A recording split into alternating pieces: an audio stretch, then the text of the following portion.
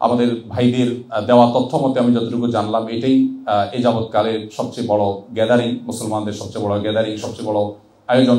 প্রিয় মাতৃভূমি থেকে হাজার হাজার কিলোমিটার দূরেও আপনাদের এভাবে সাড়া পাবো, সেটা সত্যি আমার জন্য আনন্দের বিষয়, তৃপ্তির বিষয়। আমি যে বার্লিনে দাঁড়িয়ে কথা বলছি, সে বার্লিনে মিউজিয়াম আছে, সে দেখার সুযোগ আমার হয়েছে। আরও কিছু জায়গা আমি দেখেছি। আর এর আগেও আমি জানতাম, আপনারাও নিশ্চয়ই জানেন, যে পৃথিবীতে প্রোডাক্টের কোয়ালিটিতে কাস্টমারের যে স্যাটিসফ্যাকশন, এই জায়গাটাতে পৃথিবীতে বারবার এই দেশটি অর্থাৎ জার্মানি চ্যাম্পিয়ন হয়েছে। অর্থাৎ গোটা বিশ্বের ভোক্তারা তাদের দেয়া ভোটে এদেরকে শ্রেষ্ঠ বলে বহুবার স্বীকার করে নিয়েছে যে তাদের কোয়ালিটি সবচেয়ে ভালো। এই যে তাদের ব্র্যান্ডের যে ইমেজ, এই যে তাদের সুখ্যাতি, এটা যে তারা অর্জন করতে পেরেছে, অথচ আমরা মুসলমানরা সেটা করতে পারতাম, বা অন্য দেশে মানুষও সেটা করতে পারতো। এদের এটা ভালো। নবী করিম সাল্লাল্লাহু আলাইহি ওয়াসাল্লাম বলেছেন, ইন্নাল্লাহা ইউহিব্বু ইযা আমিলা আহাদুকুম আমালান ইউতকিনুহু। প্রিয় নবী সাল্লাল্লাহু আলাইহি ওয়াসাল্লাম বলেছেন যে আল্লাহ তাআলা খুব পছন্দ করেন বান্দা যখন কোনো কাজ করলে সেটা যখন সবচেয়ে ভালোভাবে করে। আমি এখানে বিভিন্ন জায়গায়, বিভিন্ন স্থাপনায় ঘুরে ঘুরে একটু চেষ্টা করলাম যে কোনো ত্রুটিপূর্ণ কোনো কিছু এরা করে কিনা। আমি অবাক হয়েছি এবং সারপ্রাইজড হয়েছি যে ওয়াশরুমের কবজা থেকে নিয়ে, সিটকানি থেকে নিয়ে, লক থেকে নিয়ে প্রত্যেকটা জিনিস তারা যেটা করে সেটা সবচেয়ে ভালোভাবে করে। যে প্রোডাক্টটা তারা তৈরি করে সবচেয়ে সুন্দরভাবে করে, সবচেয়ে মজবুতভাবে করে। তারা ওই সস্তার চায়না মাল তৈরি করে না। এই কারণে তাদের যে ব্র্যান্ড ভ্যালু দাঁড়িয়েছে, এই জায়গাটাতে ইসলাম আমাকে আসতে বলেছে। এটা অলরেডি এখানে আছে। অতএব এই সমাজের এই ভালো জিনিসগুলো আপনি পিক করতে কোনো অসুবিধা নেই, যদিও আপনার এখান থেকে পিক করারও প্রয়োজন নেই। আপনাকে ইসলামই বলেছে আপনার কোয়ালিটি এনশিওর করতে। যে কোনো কাজ আপনি করবেন সেটা সবচেয়ে ভালোভাবে করবেন। আপনার দায়িত্ব, আপনার কর্তব্য, আপনার পেশাগত কাজ সবচেয়ে সুন্দরভাবে সম্পাদনা করবেন, আপনি আল্লাহর কাছে সবচেয়ে প্রিয় পাত্র হবেন। সম্মানিত উপস্থিতি, আমি গতকাল একটি মেইল পেয়েছি। মেইলটা পেয়ে আমি বেশ আহত হয়েছি। স্পেনের বার্সেলোনাতে আমাদের প্রোগ্রাম আছে, সেখানকার এক প্রবাসী বাংলাদেশি ভাই আমাদের অফিসে অর্থাৎ আসুন্নাহ ফাউন্ডেশনে মেইল করেছে আমাকে অ্যাড্রেস করে। তার কিছু দুঃখের কথা তিনি বলেছেন। অফিস থেকে আমাকে মেইলটা ফরওয়ার্ড করা হলো। মেইলটা পড়ে আমি সত্যি খুব কষ্ট পেয়েছি। তিনি যেটা বোঝাতে চেয়েছেন, এখানে বাইতুল মুকাররমের খতিব সাহেব তার বক্তব্যে সে বিষয়টাকে ইঙ্গিত করেছেন যে আমাদের প্রবাসী বাংলাদেশিদের একটা সমস্যার জায়গা হলো যে আমরা অন্যান্য দেশিদের মতো এখানে মিলেমিশে থাকতে পারি না।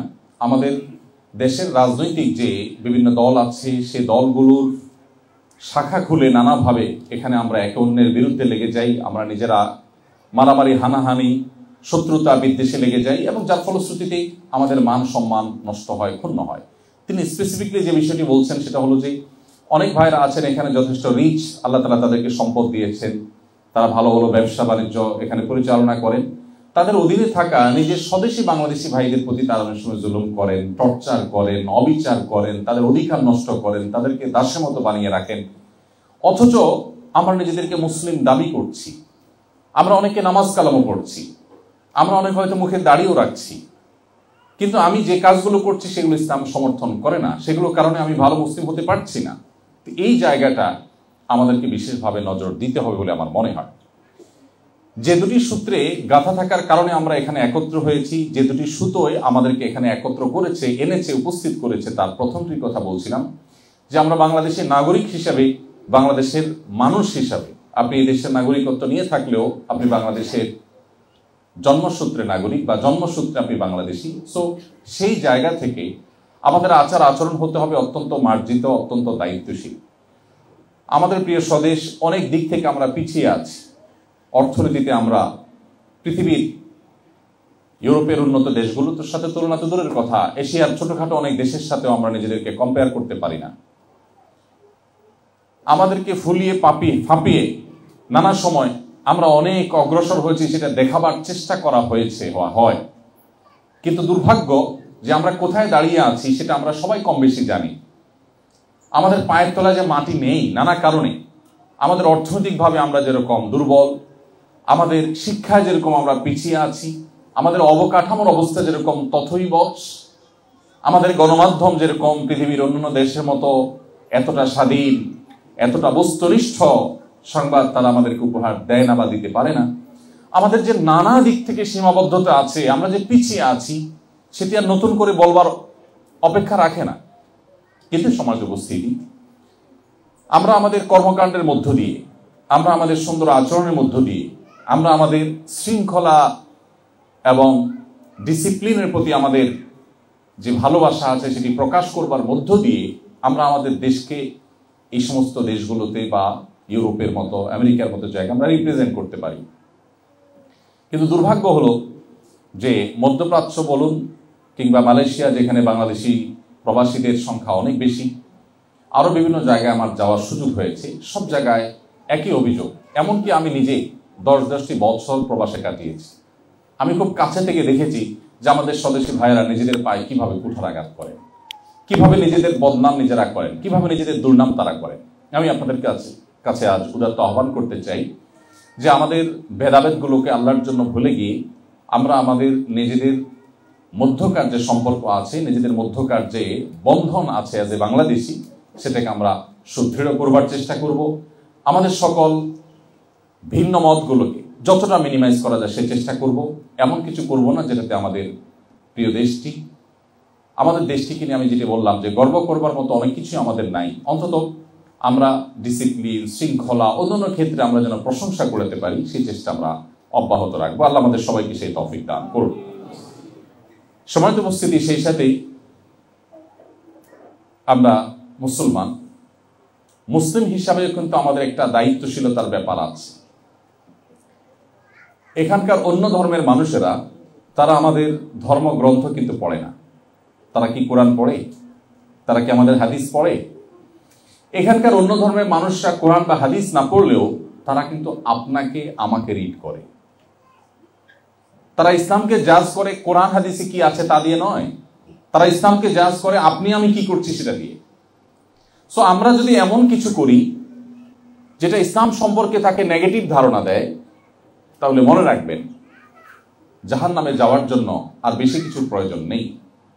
কিয়ামতের ময়দানে যদি আল্লাহ তাআলা বলেন তুমি স্বদেশ থেকে হাজারো কিলোমিটার দূরে এমন একটি জায়গায় এসেছো যেখানকার মানুষ ইসলাম সম্পর্কে জানতো না, কিন্তু তোমার একটি ভুল পদক্ষেপের কারণে, তোমার একটি ভুল আচরণের কারণে, তোমার একটি ভুল কাজের কারণে তারা ইসলাম সম্পর্কে যে নেগেটিভ ধারণা নিল, ইসলামকে যে আসামির কাঠগড়ায় দাঁড় করালো, মুসলিম জাতির প্রতি যে একটা ভুল ধারণা নিল, এবং তুমি একা গোটা মুসলিম জাতির গায়ে যে কলঙ্ক লাগালে তোমার একটি ভুল কাজের জন্য, ভুল পদক্ষেপের জন্য, তাহলে সেক্ষেত্রে এই একটি অপরাধের দায় আমরা নিতে পারবো না, আল্লাহর কাছে কোনো জবাবদিহি করার সুযোগ থাকবে না।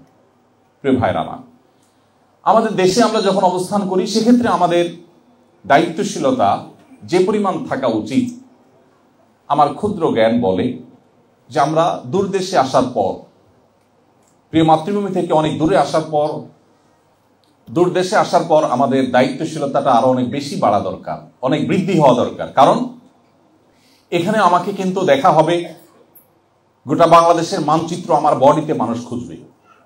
অন্য দেশিরা আপনার বডিতে, আপনার চেহারায়, আপনার কাজে কর্মে গোটা বাংলাদেশকে সে খোঁজার চেষ্টা করবে যে বাংলাদেশ এরকম। ঠিক একইভাবে আপনার মধ্যে গোটা ইসলামকে সে পড়ার চেষ্টা করবে, রিড করার চেষ্টা করবে, বোঝার চেষ্টা করবে। সো এখানে আমাদের দায়িত্বশীলতা অনেক বেশি থাকতে হবে। এবং আমি বিশ্বাস করি শুধু এই কাজটি যদি আমরা সঠিকভাবে করতে পারি, যে কোনোভাবে এখানে অন্য ধর্মাবলম্বী যারা অবস্থান করছে, অন্য দেশি যারা অবস্থান করছে, তারা যেন অন্তত আমার কোনো আচরণ দ্বারায়, আমার কোনো কাজ, আমার কোনো অ্যাটিটিউড দ্বারায় তারা যেন ইসলাম সম্পর্কে ভুল ধারণা না নেয়। প্রিয় ভাইরা আমার, এই জায়গা থেকে আপনি কোনো অন্যায়, এখানকার যে প্রচলিত আইন বা বিশেষ করে তাদের যে শৃঙ্খলা, ডিসিপ্লিনের যে বিষয়গুলো আছে, এগুলো মেনটেন করার ক্ষেত্রে আপনাকে অন্য অনেকের চাইতে প্রোঅ্যাক্টিভ হতে হবে। আপনি কোনো পাবলিক টয়লেটে কোনো বেশি আপনাকে ওযু করতে হলো, ওযু করার সময় আপনাকে মুসলমান হিসাবে পাও ধুইতে হয়। পাও ধৌত করতে গিয়ে আপনি যদি বেশিনি পা তুলে ওযু করেন, আশেপাশে মানুষ যেটা দেখতে অভ্যস্ত নয় তারা হয়তো খারাপ ধারণা করবে। অথবা আপনি পা ধুয়েছেন, ধোয়ার পর বা ওযু করতে গিয়ে আপনার আশেপাশে পানি পড়েছে, পা তো আপনাকে ধুইতেই হবে। মোজার উপরে মাসে করার যে বিধিবিধান সেটার আওতায় যদি না পড়ে তাহলে পা তো আপনাকে ধুইতেই হবে। কিন্তু আপনার পাও ধোয়ার জন্য এমন পলিসি বের করতে হবে যে দৃষ্টিকটু না হয় এবং ইসলাম বা মুসলমানদের সম্পর্কে ভুল ধারণা জন্ম না নেয়। এবং একই সময় ওযু করার ফলে নিচে যদি পানি পড়ে থাকে, আমি চেষ্টা করি যেখানে যাই সে পানিগুলো নিজ দায়িত্বে টিস্যু নিয়ে সুন্দর করে পরিষ্কার করে আগের চাইতে আরো পরিচ্ছন্ন করে রাখা, যাতে করে কোনো মুসলিম কোথাও কোনো ওযুখানায় গিয়েছেন, এই কারণে অন্য ধর্মাবলম্বী যেন বিরক্ত না হয়, সেখানকার ক্লিনার যেন বিরক্ত না হয় যে একজন মুসলমান আসছে সে এখন এটাকে ময়লা করে যাবে। না, আমি আমার জায়গা থেকে দায়িত্বশীলতার পরিচয় সর্বোচ্চ দেওয়ার চেষ্টা করব। আল্লাহ তাআলা আমাদের সবাইকে সেই তৌফিক দান করুন। অতএব আপনাদের প্রতি আমার উদাত্ত আহ্বান যে এখানকার যে শৃঙ্খলা, এখানকার যে ডিসিপ্লিন আছে, সেই ডিসিপ্লিন, সেই শৃঙ্খলা আপনারা মেনটেন করে চলবেন এবং এখানকার প্রচলিত যে ট্রাফিক আইন আছে, অন্যান্য আইন আছে, সেগুলোকে অন্য সবার চাইতে আপনারা বেশি মেনে চলার চেষ্টা করবেন। আল্লাহ আপনাদের সবাইকে সেই তৌফিক দান করুন। মনে রাখতে হবে আমাদের প্রিয় নবী সাল্লাল্লাহু আলাইহি সাল্লাম ইসলামের সৌন্দর্য তিনি মানুষের সামনে তুলে ধরেছেন। আপনি যদি নবী সাল্লাল্লাহু আলাইহি সাল্লামের সিরাত অধ্যয়ন করেন, আপনি দেখবেন শুধুমাত্র তার চরিত্র মাধুর্য দেখে দলে দলে মানুষ ইসলামের ছায়া চলে এসেছে। শুধুমাত্র তার আচরণের সৌন্দর্য দেখে, তার আচরণের সৌরভ এটা পেয়ে মানুষ ইসলামে এসেছে। আজ দুর্ভাগ্য আমাদের যে আমরা ইবাদত সর্বস্ব ইসলাম বানিয়েছি, ইসলামকে শুধুমাত্র সীমাবদ্ধ করেছি নামাজ রোজার মধ্যে। আমাদের যে আচার আচরণ, আমাদের যে কাজ কাম, প্রত্যেকটা জায়গায় যে ইসলাম প্রস্ফুটিত হওয়ার ব্যাপার আছে, ইসলাম বিকশিত হওয়ার ব্যাপার আছে, ইসলামকে মানুষ, ইসলামের সৌন্দর্যকে মানুষ দেখবার ব্যাপার আছে, এই বিষয়গুলো আমরা কিন্তু জানি না।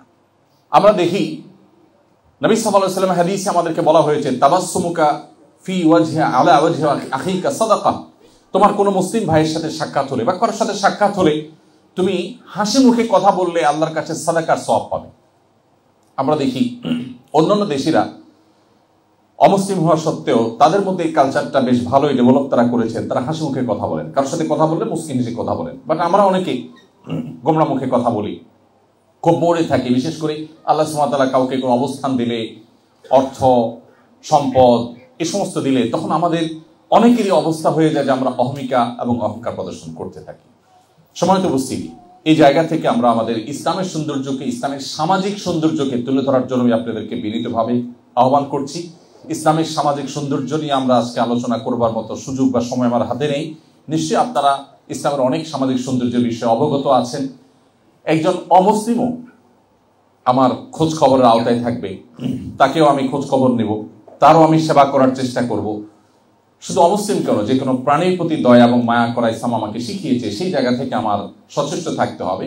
এক কথায় আমার সার্বিক কর্মকাণ্ডের মাধ্যমে ইসলামের সৌন্দর্যগুলো যেন ফুটে ওঠে, এগুলো দেখে যেন মানুষ আগ্রহী হয়ে, কৌতূহলী হয়ে ইসলামকে রিড করতে চায়, কোরআন এবং হাদিসকে পড়তে চায়, যে ইসলামের সৌন্দর্য কি আছে। একজন মুসলিম যদি এত ভালো হয়, তাহলে কোরআন হাদিস না জানি আরো কত ভালো কিছু বলা আছে। তো সেই চেষ্টা আমরা করবো। আল্লাহ আমাদের সবাইকে সেই তৌফিক দান করুন। এরপরে যে পয়েন্টটি আমি আপনাদেরকে বলতে চাই তা হলো, আমাদের আত্মপরিচয় যেন আমরা ভুলে না যাই। এই বিষয়টি খুবই গুরুত্বপূর্ণ। আমরা অনেকে আছি যে হীনমন্যতায় ভোগী খুব বেশি। আমরা বাংলাদেশের মানুষ অনেক দিক থেকে আমরা পিছিয়ে আছি, যেটা আমিও বললাম। কিন্তু কিছু জায়গায় আমাদের কিন্তু ইউনিকনেস আছে, কিছু জায়গায় আমাদের গর্ব করবার মতো অনেক বিষয় আছে। যেমন পারিবারিক ব্যবস্থাপনা, ফ্যামিলি ব্যবস্থাপনায় পৃথিবীর অন্য অনেক দেশের চাইতে, পৃথিবীর অন্য অনেক প্রান্তের চাইতেই আল্লাহর অনুগ্রহে আমরা ভালো অবস্থানে এখনো আছি। যদিও দুর্ভাগ্য, আমাদেরও এখন পারিবারিক অবস্থা খুব ভয়ঙ্কর লেভেলে চলে যাচ্ছে। আমাদের সংসারগুলো ভেঙে যাচ্ছে, দাম্পত্য সম্পর্কগুলো ঠুনকো হয়ে যাচ্ছে, স্বামী স্ত্রীর মধ্যে সম্পর্ক দিন দিন খারাপ হয়ে যাচ্ছে। বাবা মায়ের সাথে সন্তানের যে বন্ডিং এক সময় ছিল, সেটা আস্তে আস্তে কমে যাচ্ছে। ভাই বোনের সাথে যে সৌহার্দ্যপূর্ণ সম্পর্ক আমাদের ঐতিহ্য ছিল, সেটা আস্তে আস্তে হারিয়ে যাচ্ছে। তারপরেও আমরা স্টিল যে জায়গায় দাঁড়িয়ে আছি, পৃথিবীর অনেক উন্নত, অনেক সভ্য, অনেক শিক্ষিত, অনেক আধুনিক অনেক সমাজের চাইতে আমরা ভালো অবস্থানে আছি। আমি খুব দুঃখের সাথে লক্ষ্য করেছি, আমাদের অনেক ভাইয়েরা আছেন, আমাদের অনেক বোনরা আছেন, যারা নিজেদের আইডেন্টিটি ক্রাইসিসে তারা ভোগেন। তারা মনে করেন সব দিক থেকে আমাদের বোধ হয় অন্যদের মতো হয়ে যেতে হবে, অন্যদের সবকিছু বোধহয় আমার গায়ে মাখতে হবে, তাহলে বোধহয় আমি জাতে উঠতে পারবো, তাহলে বোধহয় আমি অনেক সভ্য হতে পারবো, তাহলে বোধহয় আমি অনেক স্মার্ট হতে পারবো। আমি খুব দৃঢ়তার সাথে বলতে চাই, আমাদের দেশের যে কালচার আছে, সেই কালচারটা বেশিরভাগ ক্ষেত্রেই আমরা জানি যে সেই কালচার সাথে ইসলামের সাথে সংঘর্ষ নেই। অর্থাৎ একাধারে আমি বাংলাদেশি এবং একাধারে আমি মুসলিম, আমার কমন কালচারের যে জায়গাগুলো আছে সেগুলোকে আমরা দূরদেশে থেকেও অত্যন্ত শক্তভাবে আলিঙ্গন করার চেষ্টা করব। আপনি যদি আপনার ইতিহাস, আপনার অতীত পৃথিবী থেকে মুছে ফেলতে না চান, আপনি যদি আপনার চিহ্ন পৃথিবীতে রেখে যেতে চান, আপনি যদি চান যে আপনার যে চেইন আছে, যেই চেইন ধরে আপনি এই পর্যন্ত পৃথিবীতে এসেছেন, এই চেইনটা আরো 200-400 বছর সামনে থাকুক, এটা যদি আপনি চান, তাহলে আপনাকে অবশ্যই আপনার যে আইডেন্টিটি আছে, আপনার যে পরিচয় আছে, গর্বের সাথে সেই পরিচয়কে আপনার ধারণ করবার সংগ্রাম আপনাকে চালাতে হবে। আপনার দুটি পরিচয়ের একটি হলো ভৌগোলিক পরিচয়, আপনি বাংলাদেশি, আরেকটি পরিচয় অনেক বড়, সেটি হলো আপনি একজন মুসলিম। সো মুসলমান হিসাবে আপনার যে পরিচয় আছে, আত্মপরিচয় আছে, এই পরিচয় নিয়ে আপনার কোনো প্রকার হেজিটেশন করা চলবে না। অতএব আপনার এই আত্মপরিচয়, এটাকে টিকিয়ে রাখবার জন্য আপনাকে সংগ্রামী হতে হবে। যদি আপনি একটা লাক্সারিয়াস লাইফের বিনিময়ে কিছু অর্থ করে আপনি সঞ্চয় করেছেন আপনার জীবনে, ভালো ক্যারিয়ার গড়ার সুযোগ পেয়েছেন, বিদেশে পাড়ি জমিয়েছেন, অনেকগুলো অর্থ করে কামিয়েছেন, এটার বিনিময়ে যদি আপনার পরিচয় আপনি বিলীন করে ফেলেন, আপনার পরিচয় যদি আপনি শেষ করে ফেলেন, আপনার পরিচয় যদি আপনার হারিয়ে ফেলেন, তাহলে আমি অত্যন্ত বিনয়ের সাথে আপনাকে বলতে চাই, আপনার এই ডিল, আপনার এই বাণিজ্য, আপনার এই ব্যবসা, আপনার এই কর্ম, এটা আপনাকে ক্ষতিগ্রস্ত করেছে। আপনি যা পেয়েছেন, হারিয়েছেন তার চাইতে অনেক বেশি কিছু। আপনি আপনার ঈমানকে বিসর্জন করবার বিনিময়ে যদি গোটা পৃথিবীর সকল রাজত্ব আপনার পায়ের কাছে এনে উপস্থিত করা হয়, তাহলে সেটা কম হবে। এই একটা কনসেপ্ট আমাদের কাছে ক্লিয়ার না থাকার কারণে আমরা অনেকেই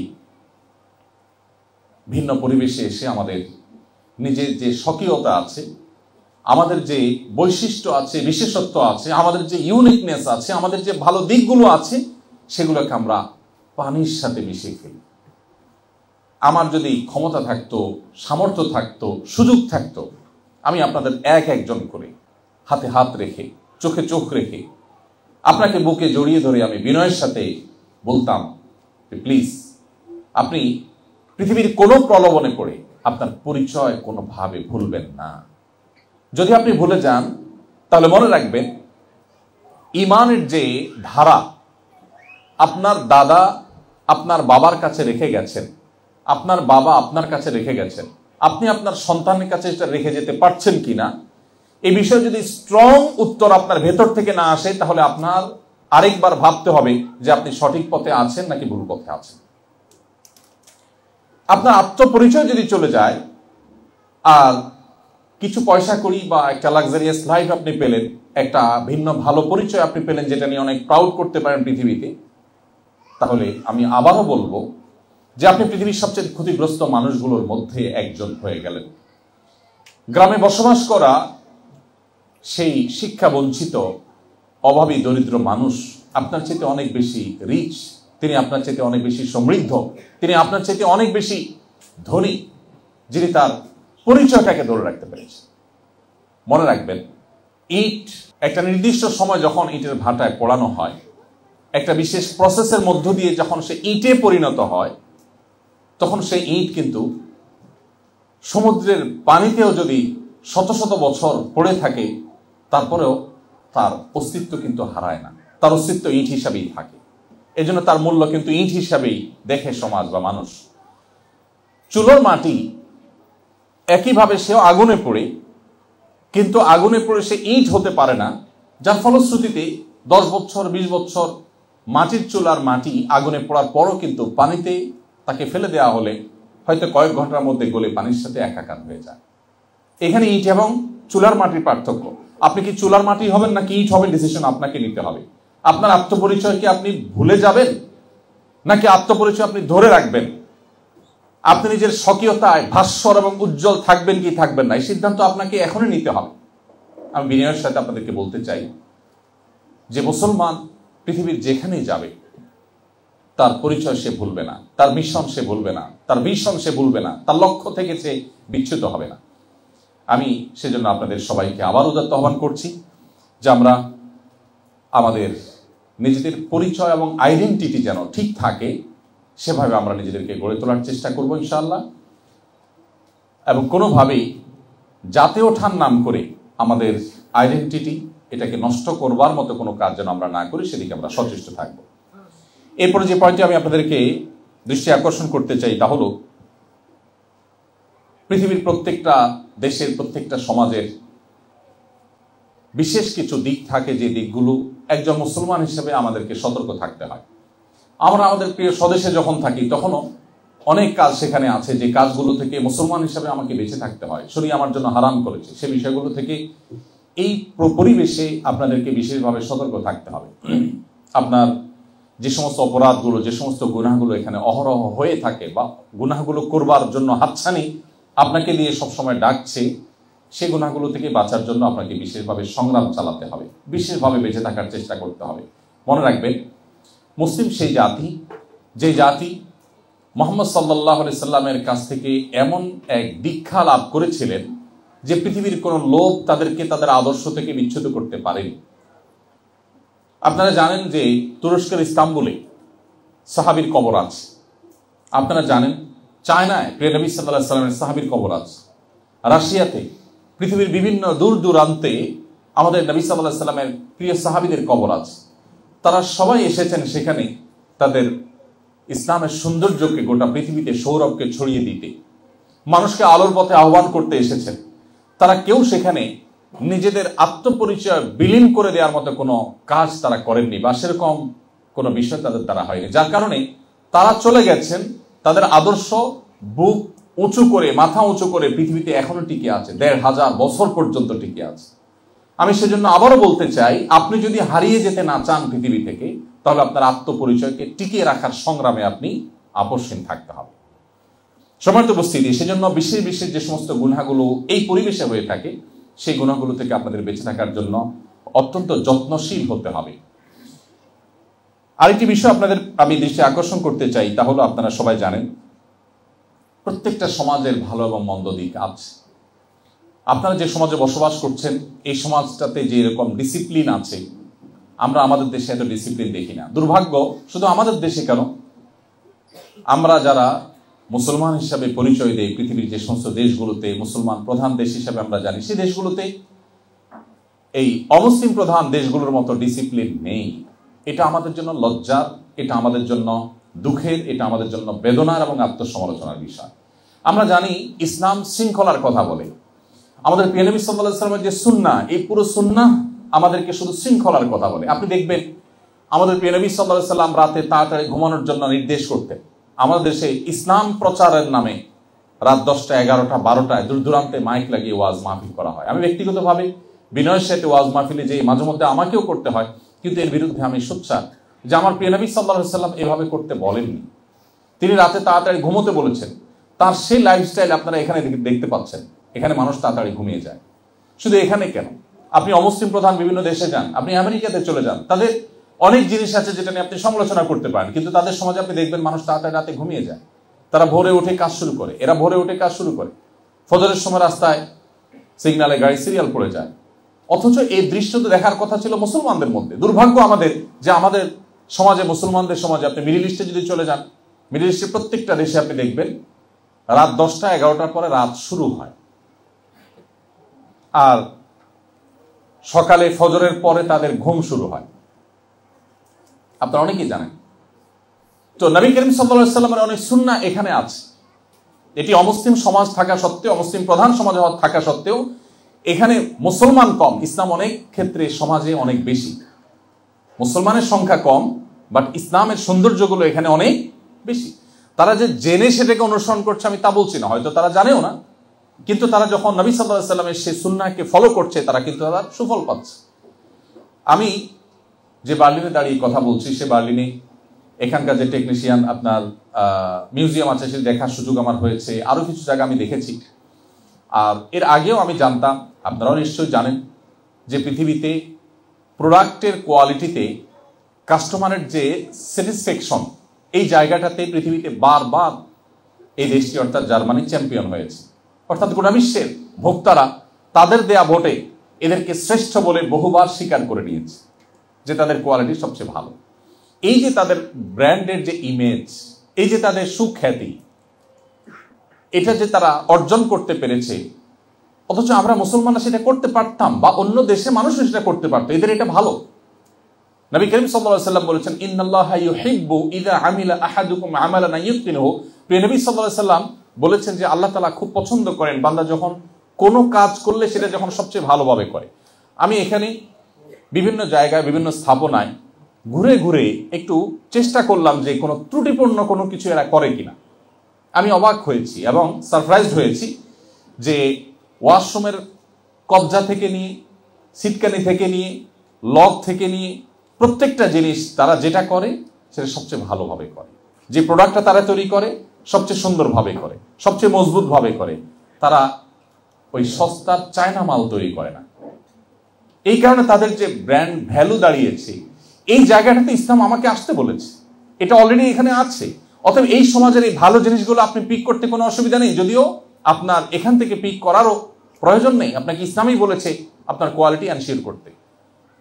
যে কোনো কাজ আপনি করবেন সেটা সবচেয়ে ভালোভাবে করবেন। আপনার দায়িত্ব, আপনার কর্তব্য, আপনার পেশাগত কাজ সবচেয়ে সুন্দরভাবে সম্পাদনা করবেন, আপনি আল্লাহর কাছে সবচেয়ে প্রিয় পাত্র হবেন। অতএব ইসলামটাকে আমাদের এখানে নতুন করে বোঝার সুযোগ হয়েছে। আমরা কোরআন এবং হাদিসে যে কথাগুলো বলা আছে তার অনেকগুলোর ইমপ্লিমেন্টেশন, অনেকগুলোর বাস্তবায়ন, অনেকগুলোর প্রয়োগ এখানে আমরা দেখতে পাচ্ছি। এই যে তারা কোরআন হাদিসের সেই ইমপ্লিমেন্ট এখানে করছে, জেনে হোক না জেনে হোক, বুঝে হোক না বুঝে হোক, তার সুফল তারা পাচ্ছে। সো একজন মুসলমান হিসাবে এই সমাজের ভালো জিনিসগুলো আমাদেরকে গ্রহণ করতে হবে। আমি মাঝে মধ্যে টোকিওতে যাওয়া হয়, জাপানে প্রবাসী বাংলাদেশি ভাইদের সাথে কিছু সময় কাটাবার সুযোগ হয়। আমি প্রায় সময় আমার সহকর্মীদেরকে বলি, বাসায় পরিবারকে বলি যে আমি দেশে ফেরবার পর আমি ফিল করি যে আমার মধ্যে বেশ কিছুটা পরিবর্তন কিছুদিনের জন্য থাকে। সেটা হলো যে আপনারা জানেন জাপানিরা খুবই সভ্য, খুবই ভদ্র, তারা বিশেষ করে কারোর জন্য ডিস্টার্ব না হয় ব্যাপারগুলো তারা খুবই কনসার্ন। পৃথিবীর অন্যান্য উন্নত দেশগুলো, বিশেষ করে জাপানের মানুষের এই সৌন্দর্যটা অনেক বেশি। তারা কথা বললেও মনে হয় ফিসফিস করে কথা বলে। পাবলিক প্লেসে কথা বলার তো প্রশ্নই ওঠে না। সবাই হেডফোন ব্যবহার করে, কেউ কাউকে কোনোভাবে ডিস্টার্ব করে না। তো ওখান থেকে আসার পর বেশ কিছুদিন তাদের সাথে থাকতে থাকতে আমার মনে হয় যে কোরআন হাদিসে একই কথা বলা থাকলেও ওইটার বাস্তব প্রয়োগ দেখার ফলে মানুষ হিসাবে আমার মধ্যে সেটা প্রভাব পড়ে। এবং আমি দেশে আসার পরে কথা বলতে একটু জোরে বলছি কিনা, আশপাশে কারো ডিস্টার্ব হচ্ছে কিনা, খুব বেশি মনোযোগ অটোমেটিক চলে আসে। আপনারা যারা এখানে বসবাস করছেন, এখানকার যে সামাজিক সৌন্দর্য আছে, এদের যে ভালো ভালো গুণ আছে, সেগুলোকে আপনারা অবশ্যই গ্রহণ করবেন এবং সেগুলো দিয়ে আপনারা সাজাবেন নিজেদেরকে। সেই সাথে প্রত্যেকটা সমাজেরই ভালো এবং মন্দ দুই দিকই আছে। কোনো সমাজই পরিপূর্ণভাবে ভালো হয় না, সেটা মুসলমানদের সমাজেও সবকিছু যে ভালো আছে মানুষের মধ্যে তা কিন্তু নয়। সো এখানকার খারাপ জিনিসগুলো যেন আমরা পিক না করি। এখানকার যে জিনিসগুলো শরিয়ার সাথে সাংঘর্ষিক, কোরআন এবং সুন্নাহর সাথে সাংঘর্ষিক, আপনার ওই যে মুসলিম আইডেন্টিটিকে যেটা নষ্ট করতে পারে, সেই জিনিসগুলো অনুগ্রহ করে আমরা কোনো অবস্থাতে যেন পিক না করি। আল্লাহ আমাদের সেই তৌফিক দান করুন। সম্মানিত ভাইরা, এরপর আমি হালাল উপার্জন নিয়ে একটু কথা বলতে চাই। আপনারা অনেকে আছেন যে অনেক মসজিদ মাদ্রাসা আপনারা করেছেন, অনেক দান সাদেক আপনারা করেন, কিন্তু হালাল উপার্জনের পরে আমরা অনেকেই খুব বেশি সিরিয়াস না। অথচ হালাল উপার্জনটা আমাদের নাজাত এবং মুক্তির পূর্ব শর্ত। আমি জানি অনেকে সম্পদের পাহাড় গড়েছেন, কিন্তু হালাল হারাম বাজ বিচার করেন নাই। এখনো অনেক হয়তো করছেন, যেটা আপনি খেয়াল করছেন না। আমাদেরকে মনে রাখতে হবে, কোরআনে কারিমে আল্লাহ তাআলা তার নবী রাসূলদেরকে অ্যাড্রেস করে বলেছেন, ইয়া আইয়ুহার রুসুলু কুলু মিনাত তাইয়্যিবাতি ওয়া আমালুস সালিহা।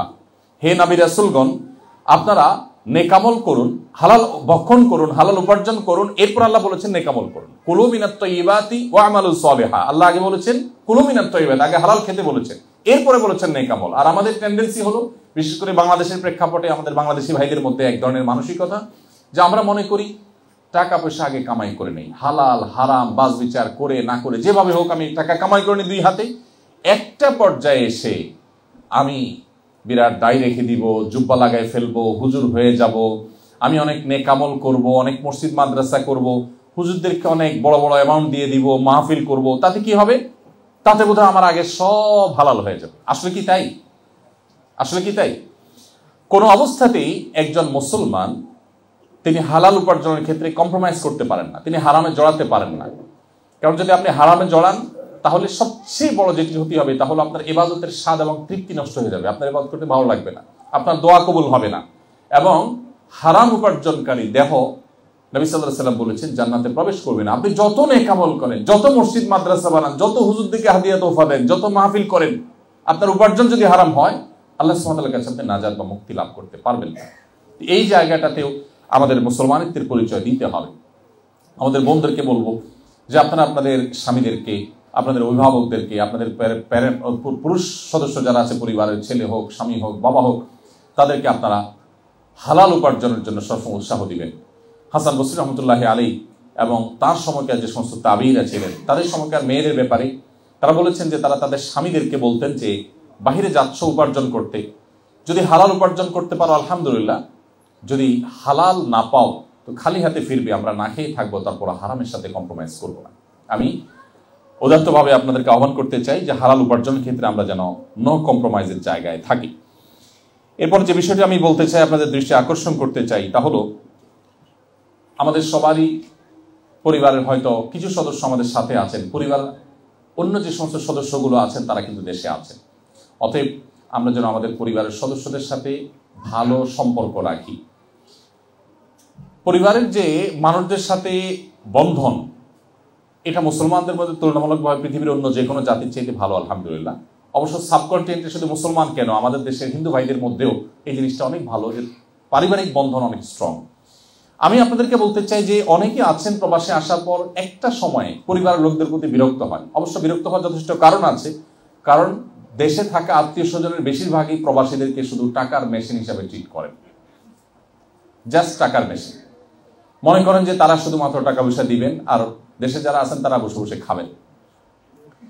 আপনারা জানেন যে আমার একটা অর্গানাইজেশন আছে আসুন্নাহ ফাউন্ডেশন। আসুন্নাহ ফাউন্ডেশন থেকে আমরা একটা পলিসি মেনে চলি, সেটা হলো আমরা কোনো অভাবী, কোনো দুস্থ, কোনো গরিব মানুষকে সচরাচর, বিশেষ কোনো কেস না থাকলে, যেমন এখন বন্যা যারা ক্ষতিগ্রস্ত হয়েছেন কৃষক, তাদেরকে আমরা মোবাইল ব্যাংকিংয়ের মাধ্যমে 30 কোটি টাকা পাঠাচ্ছি।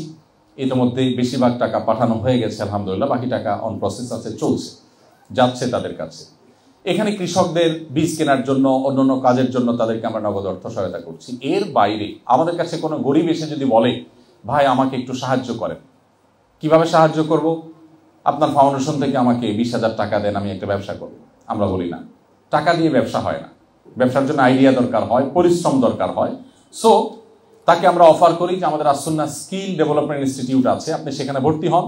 সেখানে আপনি যে পর্যায়ের হন, মহিলাদের জন্য আলাদা, মেয়েদের জন্য স্মার্ট টেইলারিং এবং ব্লক বাটিকের ট্রেনিং এর আমাদের সেকশন আছে, সেখানে মেয়েরা ট্রেনিং নিচ্ছে। ট্রেনিং এর পর তাদের পেছনে এক একজন বোনদের পেছনে, এক একজন মহিলার পেছনে আমরা 1 লক্ষ টাকা প্রায় খরচ করি।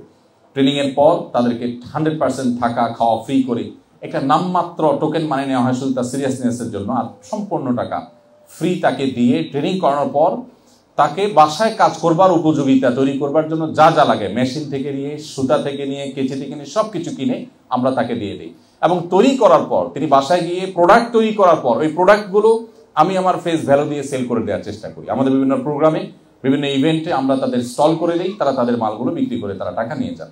এভাবে আমাদের বোনদেরকে আমরা স্বাবলম্বী করার চেষ্টা করি।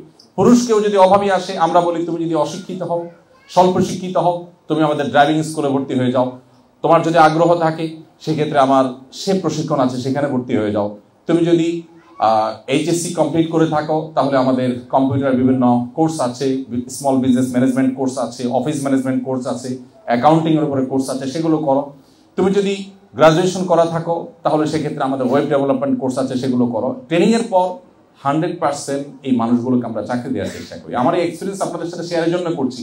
আপনারা প্রবাসী হিসাবে আমি জানি আপনাদের দিকে দেশে শত শত মানুষ তাকিয়ে আছে, পুরো গ্রামের মানুষ তাকিয়ে আছে, শুধু আত্মীয় স্বজন না। কেউ ডিমান্ড করছে একটা মোবাইল, কেউ ডিমান্ড করছে যে আপনি তাকে একটা বাইক কিনে দিবেন, কেউ হয়তো ডিমান্ড করছে তাকে আপনি কিছু ক্যাশ টাকা দিবেন। আমি আপনাদেরকে অনুরোধ করব যে প্রবাসী হিসাবে আমাদের এই প্যারাটা নিতে হয়, কিন্তু এটার কারণে আমরা অনেকে বিরক্ত হয়ে আত্মীয় স্বজনের সাথে সম্পর্ক ছিন্ন করে দিই। আমি আপনাদেরকে বলতে চাই যে আপনারা এই জায়গাটাতে একজন মুসলমান হিসাবে আত্মীয় স্বজনের সাথে সুসম্পর্ক বজায় রাখার ক্ষেত্রে আপনাদেরকে নো কম্প্রোমাইজের লেভেলে যেতে হবে। কোনোভাবে আত্মীয় স্বজনের সম্পর্ক নষ্ট করা যাবে না। অনেক বোন আছেন যারা স্বামীদেরকে তাদের ভাই বোনদের সাথে সুসম্পর্ক বজায় রাখার ক্ষেত্রে বাধা সৃষ্টি করে বা অ্যাটলিস্ট মন খারাপ করেন যে এত কেন। আবার পুরুষদের অনেকে আছেন যে নিজের বাপ ভাই তাদেরকে নিয়ে যত টেনশন করেন, চিন্তা করেন, শ্বশুরবাড়ির যারা আছেন, স্ত্রীর দিককার যারা আছেন তাদের দিকে ততটুকু খেয়াল করেন না। এখানে ব্যালেন্স করতে হবে। তবে আত্মীয় স্বজনের সাথে সুসম্পর্ক বজায় রাখা এটা আমাদের পার্ট অফ ইবাদাহ, এটা আমাদের ইসলামের পার্ট, এটা আমাদের ইবাদতের পার্ট। এই জায়গাটাতে কিন্তু পৃথিবীর অন্য সব জাতি থেকে আমরা আলাদা।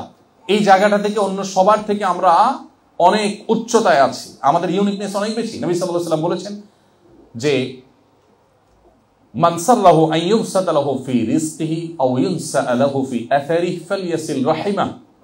যে ব্যক্তি তার রিজিকের বৃদ্ধি চায়, যে ব্যক্তি তার হায়াতে বরকত চায়, সেই জন্য তার আত্মীয়তার সম্পর্ককে রক্ষা করে চলে, সম্পর্কগুলো ছিন্ন না করে। আমি ফাউন্ডেশনের বিষয়টা এই জন্য এনেছি যে আপনারা অনেকে আছেন আত্মীয় স্বজনের টাকা পয়সা চাওয়ার কারণে বিরক্ত হয়ে যান। আমরা আপনাদেরকে বলবো যে আপনারা চাইলে ফাউন্ডেশনের প্রশিক্ষণের মধ্য দিয়ে তাদেরকে আপনি স্বাবলম্বী করতে পারেন। আমরা ফাউন্ডেশন থেকে স্বাবলম্বীকরণ প্রকল্প হিসেবে আরেকটা কাজ করে থাকি, যেটা 2024-এর স্বাবলম্বীকরণ প্রকল্প আমাদের ইতিমধ্যে ক্লোজ হয়েছে। সারা দেশের প্রত্যেকটা জেলা থেকে আবেদন করবার অবাধিত সুযোগ থাকে। সেখান থেকে আমরা প্রতি বছর 2 থেকে 2,500 ফ্যামিলিকে স্বাবলম্বী করে থাকি। যিনি গরু কিনে দিলে স্বাবলম্বী হবেন বলে মনে হয় আমাদের কাছে, তখন তাকে আমরা একটা গরু কিনে দিই। যার মনে হয় যে তাকে আমি কোনো একটা মেশিন কিনে দিলে তিনি স্বাবলম্বী হবেন, তখন সেটা কিনে দিই। আত্মীয় স্বজনের মধ্যে অনেকে আছেন যাদেরকে আপনাদের হেল্প করার সুযোগ আছে। আল্লাহ সুবহানাহু ওয়া তাআলার কাছে শুকরিয়া আদায় করতে হবে যে আল্লাহ আপনাকে এই সুযোগ দিয়েছেন। আপনি যদি এই সুযোগ না পেতেন, উন্নত দেশে না আসতেন, কিছু উপার্জন করতে না পারতেন, তাহলে সেক্ষেত্রে আপনাকে হয়তো অন্য কারোর কাছে ধর্ণা দিতে হতো, হাত পাততে হতো। সো বিরক্ত না হয়ে আমাদেরকে এখানে ধৈর্য ধারণ করতে হবে এবং নিজের দেশে থাকা রক্ত সম্পর্কে আত্মীয়দেরকে ভুললে চলবে না। এই জায়গাটাতে আমাদের খুব ভালো করে মনোযোগী হতে হবে। অনেকে আছেন প্রবাসে এসে একটা সময় নিজের ভাই বোন আত্মীয় স্বজন যারা আছেন তাদেরকে আর মনে রাখেন না, তারা এসে তাদেরকে ভুলে যান। তো এই জায়গাটাতে আমি আপনাদেরকে বিশেষভাবে অ্যাড্রেস করতে চাই।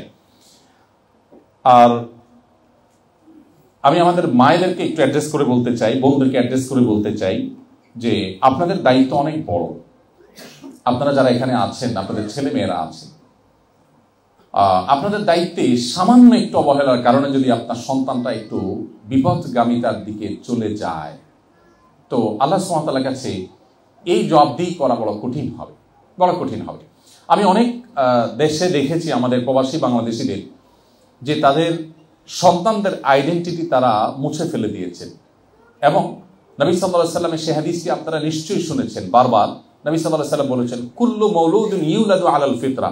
প্রতিটি মানুষ, প্রতিটি শিশু জন্মগ্রহণ করে ইসলামের উপরে। কোনো শিশু কিন্তু অমুসলিম হয়ে জন্মগ্রহণ করে না। সো প্রত্যেকটা শিশু বাই বর্ন মুসলিম, ইল্লা আন্না আবওয়াহু ইউহাউইদানিহি আও ইউনাসসিরানিহি আও ইউমাজ্জিসানিহি। তবে তার বাবা মা, শিশু যদি কখনো বিপদগামী হয়, ইসলাম থেকে বিচ্যুত হয়ে যায়, তার জন্য পরিপূর্ণ দায় বেশিরভাগ ক্ষেত্রে বাবা মায়ের। কোনো কোনো ক্ষেত্রে বাবা মার শত প্রচেষ্টা সত্ত্বেও সে বিপদগামী হয়, সেটা ভিন্ন।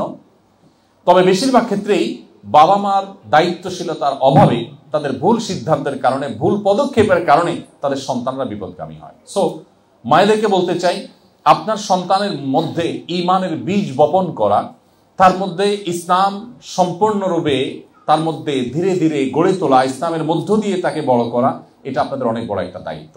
সো মামুনদেরকে বলতে চাই, এই দায়িত্বটা পালনে আপনারা যথেষ্ট সচেষ্ট হতে হবে। আমাদের অনেক বোনরা আছেন, বলেন যে আমার হাতে কাজ নেই, বাচ্চারা স্কুলে চলে যায়, হাজব্যান্ড কাজে চলে যায়, আমি কি করব? তাহলে আমিও বোধহয় কিছু একটা করি। সন্দেহ নেই, আপনি যদি শরিয়ার সীমানার মধ্যে থেকে করতে চান সেক্ষেত্রে করার সুযোগ আছে। বাট আপনি আপনার ঘরে যদি কাজ করতে চান, তাহলে আপনার কাজ করতে করতে পাগল হওয়ার মতো অনেক কাজ আপনার কাছে আছে। আপনি হয়তো আইডিয়া খুঁজে পাচ্ছেন না। আপনার বাসায় বসে আপনার স্কুলে থাকা বাচ্চাটার জন্য নানা প্ল্যান প্রোগ্রাম করতে পারেন। তার মনে অনেক কোশ্চেন থাকে এখানকার প্রতিকূল পরিবেশে, সেই কোশ্চেনগুলোর অ্যান্সার আপনাকে দিতে হবে, আপনি তাকে কনভিন্স করতে হবে। আপনি না পারলে অন্য কারো সহযোগিতা নিতে হবে, কারো সাহায্য নিতে হবে, কিন্তু দিন শেষে আপনাকে করতে হবে। অনেক ভাইরা আছেন যারা এক্ষেত্রে তারা উপার্জনের জন্য ব্যস্ত থাকার কারণে তারা সময় দিতে পারেন না। মায়েদের এখানে দায়িত্বটা অনেক বেশি। এই জন্য বোনদেরকে আমরা বলবো, আল্লাহকে ভয় করবেন। মনে রাখবেন, আপনার সন্তান যদি ঈমান হারা হয়ে যায়, তাহলে আপনার জাহান্নামে যাওয়ার জন্য শুধু এই একটা জিনিসই যথেষ্ট হতে পারে। আর আমাদের তরুণরা যারা আছে তাদেরকে আমি একটু কয়েকটি কথা বলে শেষ করবো ইনশাআল্লাহ। তরুণ বন্ধুরা, আমাদের প্রিয় নবী সাল্লাল্লাহু আলাইহি ওয়াসাল্লাম তরুণদেরকে অনেক বেশি ভালোবাসতেন।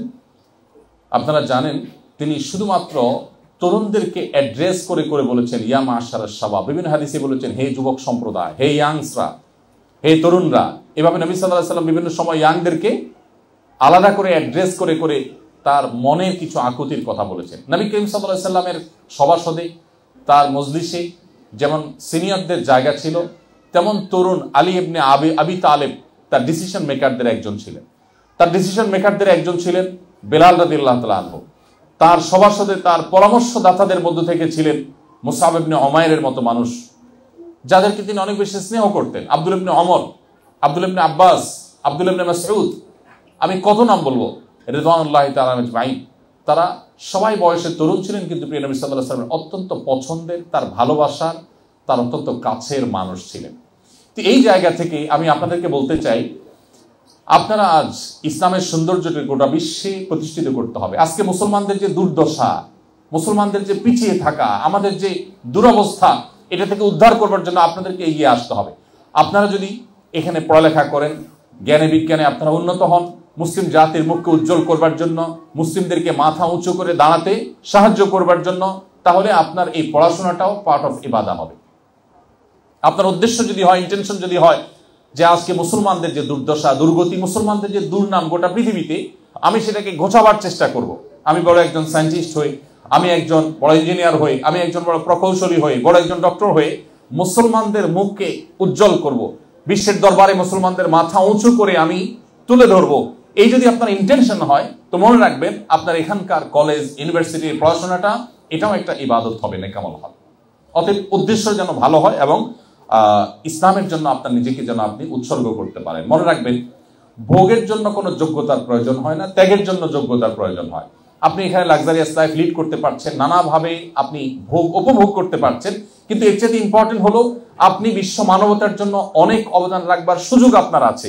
বিশেষ করে মুসলমান জাতি আজ নেতৃত্বহীন, আপনারা তরুণদেরকে কিন্তু নেতৃত্ব দিতে হবে। এই জন্য ইসলামটা ভালো করে রপ্ত করে, ইসলামটা ভালো করে প্র্যাকটিস করে, সেই সাথে আপনার পড়াশোনা, আপনার পেশাগত দায়িত্ব সর্বোচ্চ সুন্দরভাবে আপনাকে পালন করতে হবে।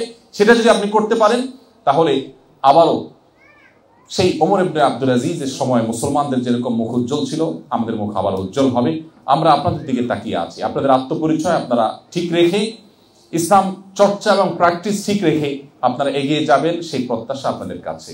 আমি তরুণ বন্ধুদেরকে বলতে চাই যে আপনারা অমুসলিম বন্ধুদের মধ্যে থেকে আপনাদের নিজেদের আইডেন্টিটিকে আপনারা মুছে ফেলবেন না। আইডেন্টিটিকে আপনারা যথাসম্ভব ধরে রাখার চেষ্টা করবেন। আর স্পেশালি আপনাদের প্রতি আমার অনুরোধ, আপনারা মুসলমানদের ইতিহাসটা একটু পড়বেন। দেখুন, মুসলমানদের অনেক দুর্নাম করা হয়, বিশ্বব্যাপী মুসলমানদেরকে অপরাধের কাঠগড়া দাঁড় করানো হয়। আপনারা কি জানেন, আমাদের প্রিয় নবী সাল্লাল্লাহু আলাইহি ওয়াসাল্লাম তিনি 27টি যুদ্ধে সশরীরে অংশগ্রহণ করেছেন। তার যে মিশন ইসলাম, এটা পৃথিবীতে স্টাবলিশ করার জন্য, প্রতিষ্ঠিত করবার জন্য যে 27টি যুদ্ধে তাকে সশরীরে অংশগ্রহণ করতে হয়েছে, সেই 27টি যুদ্ধে সাকুল্যে যত মানুষ মারা গেছে তাদের ফিগারটা হলো অনলি 1016 জন। 1016 জন মানুষ মারা গেছে তার 27টি যুদ্ধে।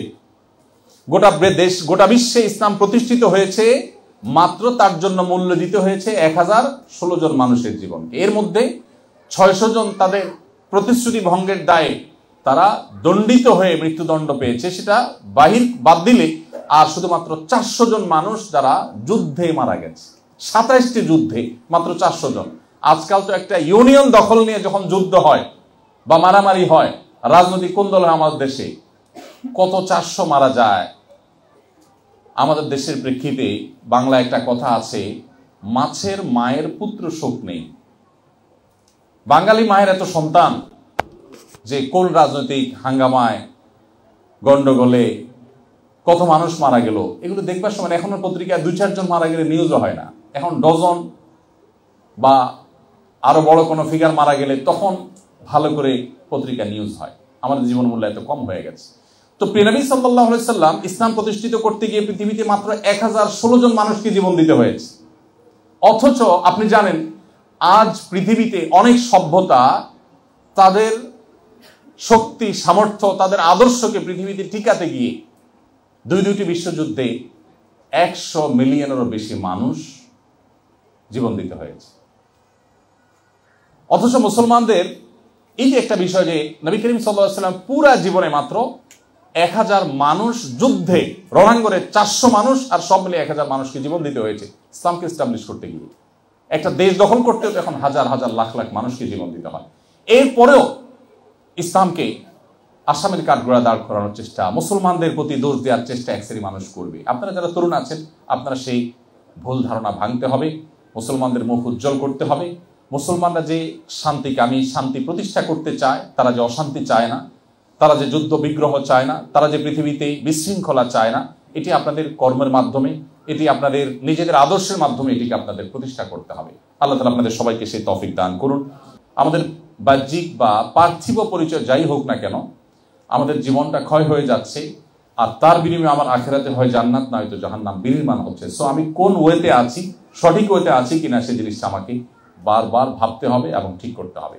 আমি আশা করব যে আপনারা সেই পথ খুঁজে বের করবেন, যে পথের মধ্য দিয়ে আপনাদের আত্মপরিচয় টিকে থাকবে।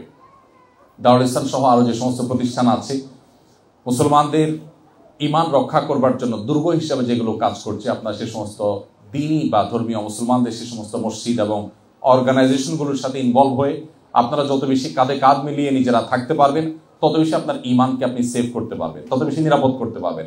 এই জন্য সোসাইটি মেনটেন করার কোনো বিকল্প নেই। যে আজকে আমরা একত্র হয়েছি ঈমানের সূত্রে, এভাবে এত বড় পরিসর না হলেও মাঝে মধ্যে আমাদেরকে একত্র হতে হবে, আমাদের বোনদেরকে একত্র হতে হবে, আমাদের শিশুদেরকে একত্র হতে হবে, তাদের সোসাইটি দিতে হবে, তাদেরকে আলাদা সমাজ দিতে হবে, এবং মুসলমানদের এই যে সামাজিক কাঠামো, এটা যত বেশি সুদৃঢ় হবে, মসজিদগুলোর সাথে আপনারা যত বেশি ইনভলভ হবেন, এখানে মুত্তাকি পরেজগার ওলামাদের সাথে, খতিব সাহেবদের সাথে আপনাদের যত বেশি সম্পর্ক হবে, তত বেশি আপনার ঈমানকে আপনি সেভ করতে পারবেন। অতএব এই আত্মপরিচয় টিকিয়ে রাখবার প্রয়োজনে আমাদেরকে এই বিষয়গুলো মেনটেন করতে হবে। আল্লাহ তাআলা আপনাদের সবাইকে প্রতিকূল পরিবেশেও ঈমানকে সম্পূর্ণ অটুট এবং অক্ষুণ্ণ রাখবার তৌফিক দান করুন।